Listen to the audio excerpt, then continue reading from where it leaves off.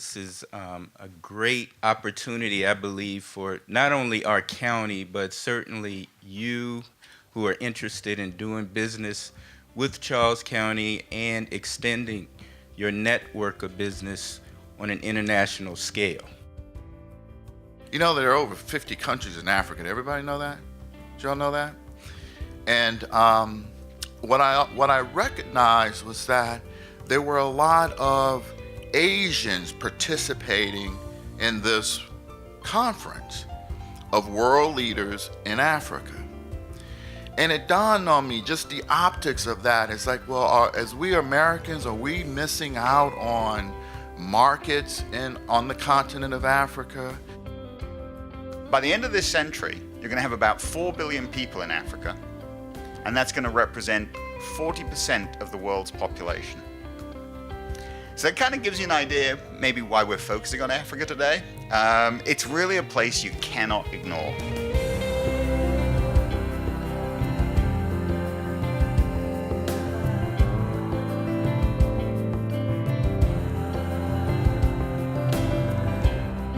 Hello everyone, I'm Lucretia Freeman Buster, Chief of Business Development with Charles County Economic Development Department, and welcome to Doing Business on the Continent of Africa. Have you ever thought of doing business overseas, exporting your product or services? In March, our Economic Development Department sponsored its first International Trade Seminar, looking at ways American companies can work with countries in Africa.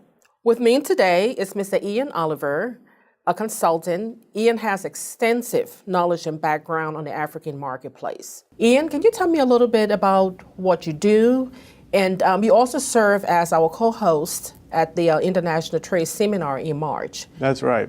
Yeah, thanks for having me today, and thanks for having us co-host that event. I thought it was a fantastic event, hopefully the first of many focused on Africa. ISI Consultants, we're based in Washington, D.C. We support companies of all sizes selling their products and services into the African marketplace. We do a lot of strategy, but also a lot of implementation. I'm on the ground in Africa several times a year, as are my colleagues, and it's an exciting time to be doing business with Africa. Great. And Ian, you know, a lot of people have this misconception about the African marketplace. Can you kind of clarify some of these and talk a little bit about, clarifying the misconception? Absolutely, yeah, and we spent a lot of time demystifying the marketplace. It's 54 vibrant markets, and certainly there are issues in some of the markets. There is corruption, there is China dominant in many markets, but more and more the marketplace is opening up and really has an affection for American products and services. It's a challenging place, so I wouldn't want companies to think it's easy, but if you do your homework, if you work with the resources you have locally and at the federal level, especially right here in Maryland, we're next door to the federal government, you can really do well in Africa. It's a young population, a vibrant population, rapidly urbanizing, with today 1.2 billion people that will double in the next 40 years. So it's a market we can't ignore, and it's a market I'm excited for American companies to participate in. That's great. And, like you just said, it's a very vibrant market. Can you talk about some of the businesses or sectors that you think will do well in the African marketplace? Well, there are several sectors that are doing well right now, infrastructure being one. There's lots of investment in infrastructure because all of the markets are wondering how are their roads, their tunnels, their bridges, how's their water, and with the urbanization, all the city services that have to come into play. But there's also a lot of investment in healthcare, in education, and you're finding a lot of for-profit and nonprofit American companies doing quite well in all of those sectors. Again, because it's so vast and because every sector essentially is represented in Africa, you've got to do your homework so you can have some focus, and you've got to do your planning so you have a good strategy as you go into the market. Great. And Ian, you know, as I know, that diversification in any business strategy is great. So can you talk a little bit about these companies entering the market and considering diversifying?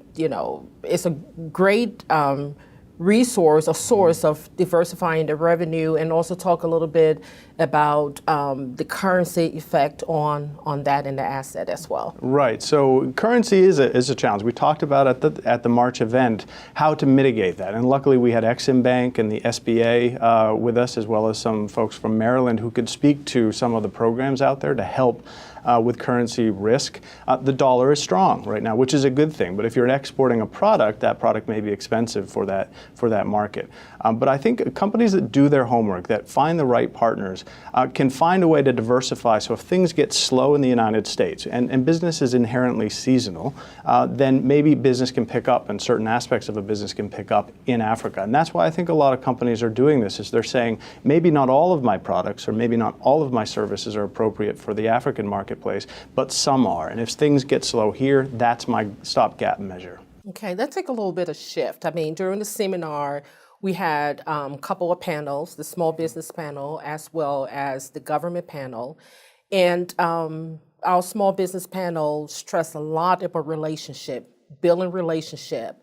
It's one of the key points in doing business overseas. Can you talk a little bit about building relationship in the African marketplace? I sure can. And in that small business panel, that was the common denominator. All of those entrepreneurs found their success through all the bumps and bruises through relationships. And I think by and large, most African markets, it's about building trust. It's about building connections. So you're not going to get a deal on day one, but you're going to build a friendship and a trustful relationship that you can do business with. And that's how business is done there. And I think American companies appreciate that. But there was one of our panelists who spoke of using relationships as currency. And I like that. In fact, I asked her if I could use that. I think that is a currency. How do you build trust and strong interpersonal connections with people, like-minded entrepreneurs, but who happen to be on the continent, who want to do business with you? That's great. And we also talk about, during the seminar, being prepared. So what advice will you give our small business owner before considering any foreign market? What are some of the things that they should look for? Well, they should find the market or markets that suit them. So in the case of Africa, 54 markets is too big of a marketplace for one company to have success. And you would get spread too thin. You'd be a mile wide and an inch deep. You need to do some internet research. That's the quickest, easiest, and cheapest way to start. And then you need to come speak with economic development centers like Charles County Economic Development Department and ask the right questions. Go to some of the trade events like we did in March and actually speak to some of the diplomatic community. They host events as well. Get learned up on the marketplace first. Be informed. And from that, start to put a plan together. Without a plan, you're essentially spending money to go hope for business, whereas with a plan, you could actually get business before you get on that plane, and you're going to close the deal. Absolutely. Great information, Ian. We're going to take a short break. Don't go away. You will hear more from our speakers during the break. And when we come back, Ruben Collins, president of the Charles County Board of Commissioners, will join us. Charles County is strategically located in the Washington, D.C. metro area. And in the heart of the Baltimore-Richmond corridor. Charles County has a highly qualified workforce with educated professionals in the region's leading industries. Charles County has a lower cost of doing business. Our commercial rents are 20 to 30% lower compared to the rest of the D.C. metro. To learn more about us, visit us online at meetcharlescounty.com. The economic health of Charles County is based on our existing businesses, so we are launching the Business Visitation Program. Our business development team will be connecting with the business community to identify needs, concerns, and opportunities. The results will better position us to provide targeted support to our local businesses. This is an important next step in building a holistic business retention and expansion program for Charles County.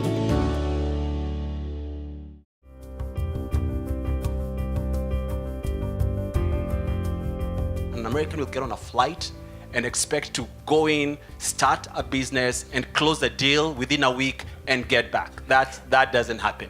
They actually consider it as bad manners.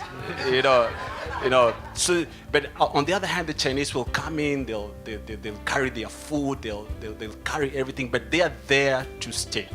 So I'm not saying you move to Africa, but go with a good plan at the back of your pocket, but without a hurry, to just go in. Yeah, you can go in the first time to just do a reconnaissance visit, but then say you'll be back, and then get back and without a hurry. You could actually fit the whole of the United States, China, India, most of Western Europe and Eastern Europe into Africa. So it's a pretty big place we're talking about. And in fact, it's 54 different countries. So we tend in America to think of Africa, and we talk about Africa as if it's like one place. And it's not, it's 54 different countries. There's over 2,000 languages spoken in Africa. And a lot of different business sectors, depending on the country, represented. You've got oil and gas, you've got agriculture, lots of things we're going to be talking about later. And a really young and growing population. So Africa has 1.2 billion people. So in America we have just over 300 million, 325 million. So it's about 3.5 times the size of the United States in terms of population. But the amazing thing is how young that population is. 50% of the population of Africa is under 20. There are more people under 20 in Africa than the whole of North America, South America, and the whole of Europe together. So that's a lot of young people. One thing that I would say about working on the continent of Africa is to be tenacious and sometimes be a little audacious, because you want to make sure that your goals are big enough that they kind of scare you a little bit, but they're realistic enough that you can actually achieve them. An area that has never really been focused on, and I think for no other reason other than a willingness to think beyond the ordinary. We've never really established and set the foundation to look at international trade opportunities. And when we talk about international trade, the focus is not necessarily limited to exporting. Welcome back to Doing Business on the Continent of Africa. Joining us in this section is Reuben Collins, President of the Charles County Board of Commissioners. Commissioner Collins, you expressed your excitement about this international trade seminar, and at the seminar, you actually opened it with welcome remarks. Can you tell me or tell the audience a little bit of, why you were so excited about this seminar? Well, as you know, Lucretia, economic development and opportunities to expand markets is something that's critical to any department of economic development. But the excitement coming from my perspective is we've kind of taken it beyond the traditional discussion of expansion of markets to really express the importance of considering markets outside of traditional jurisdictions, going beyond national markets, but actually looking at opportunities that present themselves globally.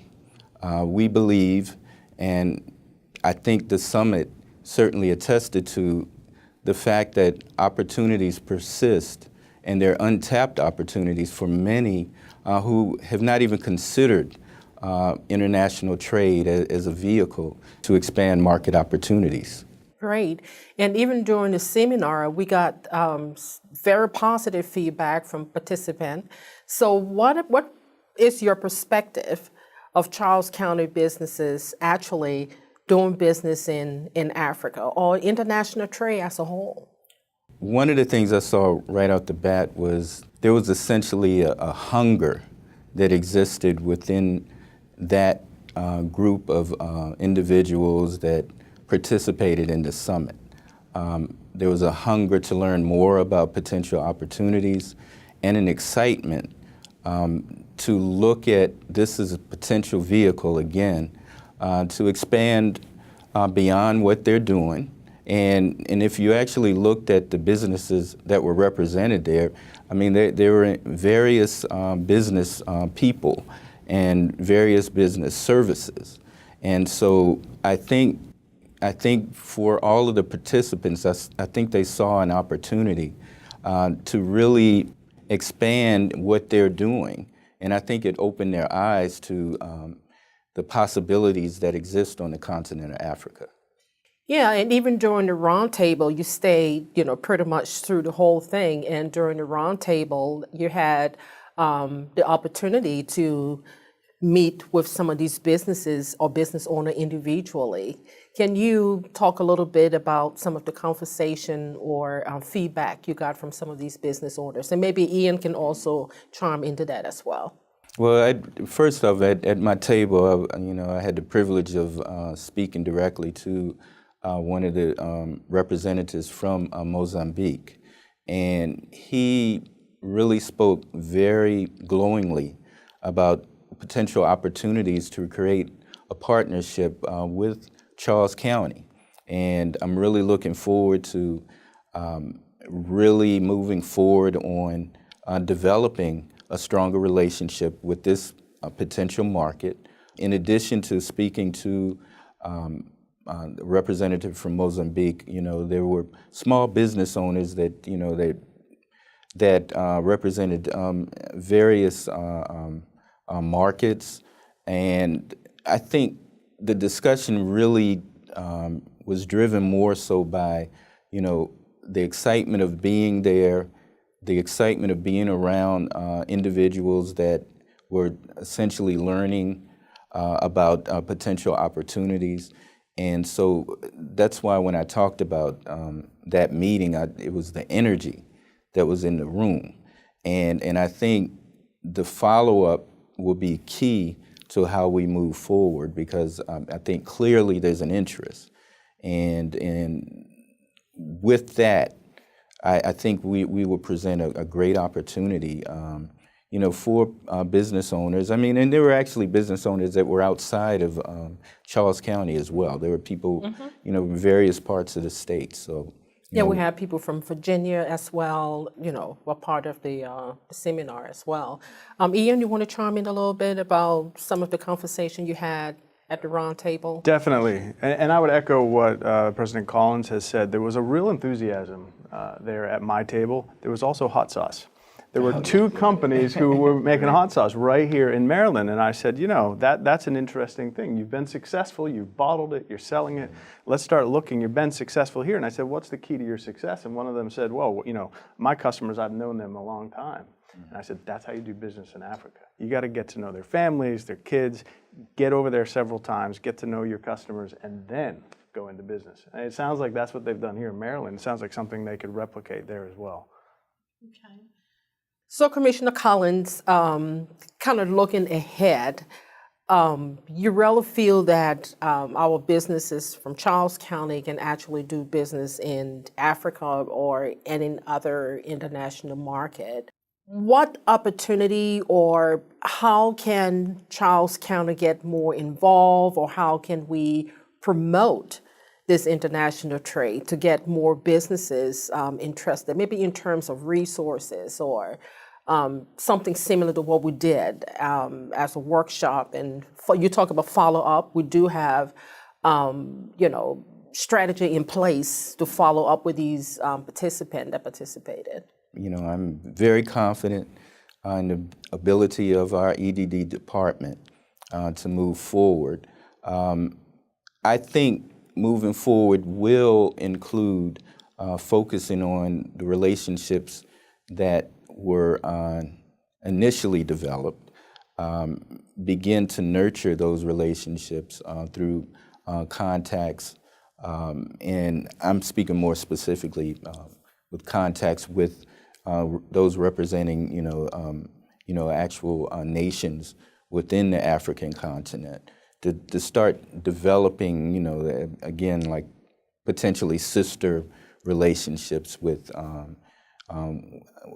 these nations, and getting into a more robust discussion about not only how these business opportunities could impact in a positive way businesses here, but discuss opportunities with, for example, citizens in Mozambique, to take advantage of potential trade opportunities with Charles County.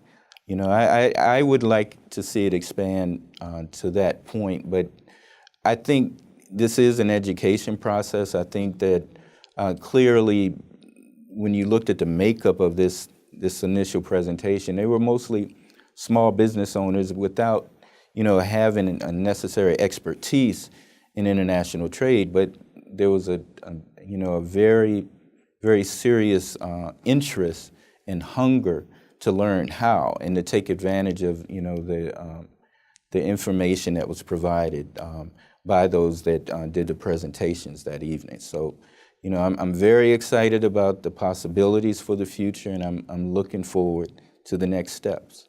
Great, great. And Ian, we even during the seminar, we also talked about, or you talked about some of the expo and international trips that businesses, the Maryland Department of Commerce have taken businesses on some of these international trips as well, and annual expo that are sometimes held here in the United States. Can you talk a little bit about benefits to small businesses taking advantage of some of these expo and trips? Absolutely. So just in the state of Maryland alone, you have resources dedicated to small businesses exporting their services and products. And they'll reimburse some of your expenses if you're going to be a part of a trade mission or if you have a particular market you want to go to.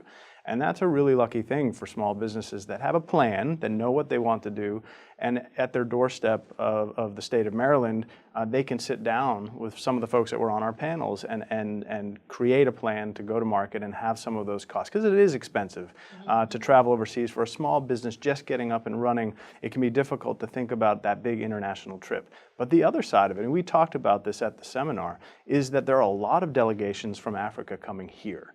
And some of those are in Washington, some are in Baltimore, or for a couple $100s, you can fly to Orlando, where a lot of events are taking place, or Las Vegas, and actually meet with business owners and government officials who are making buying decisions right here in the U.S. So you don't need a visa, you don't need your shots, you don't need malaria pills, and you don't need the big expense that is international travel.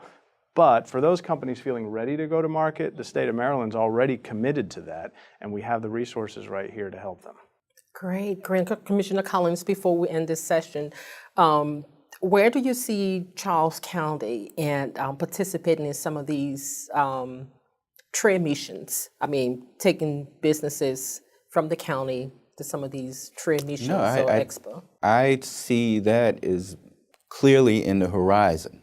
I think it's important in terms of our strategy to move beyond, traditional views of how business expansion occurs, but to actually look at the potential that exists in international markets.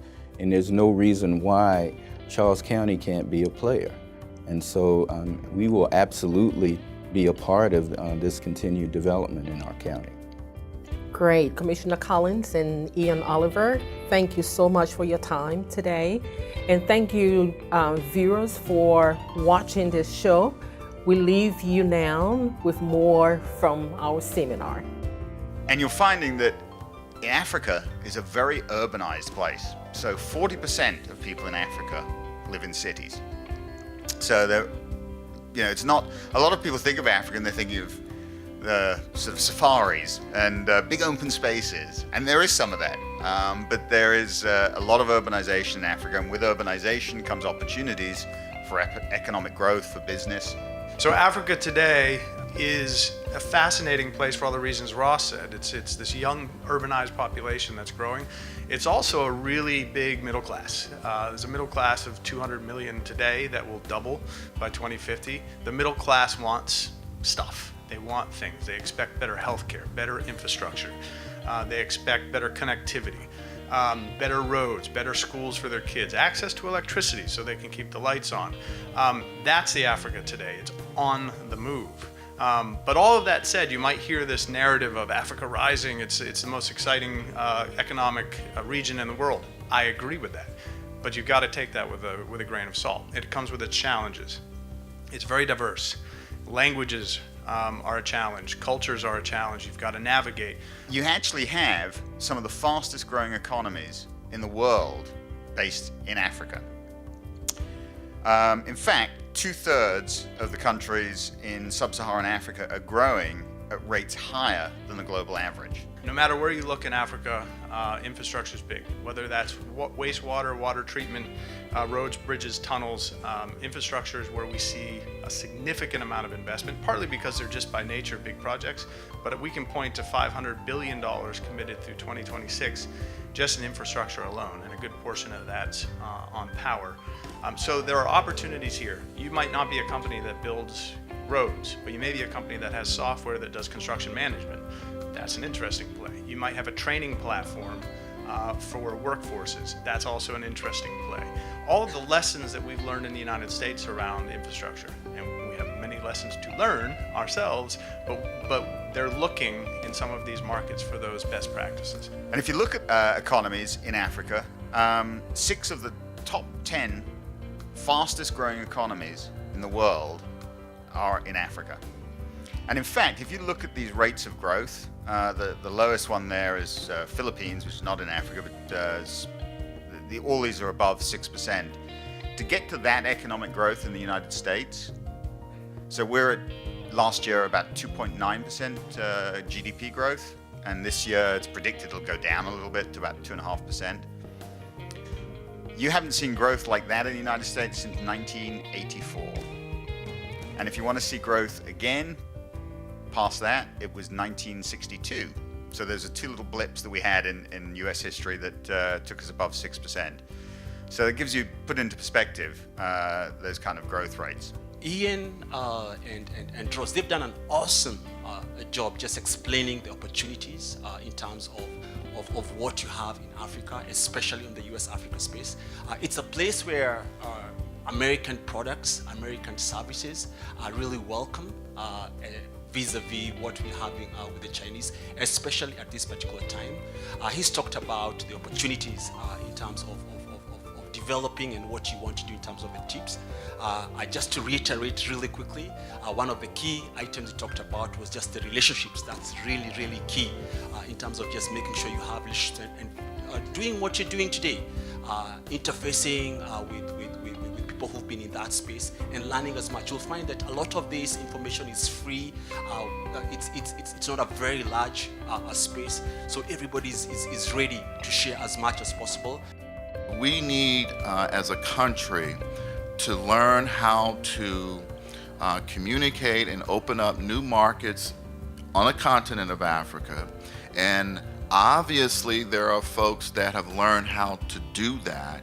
And from the optics of the conference that I saw, certainly Asia and India have figured it out because they were there.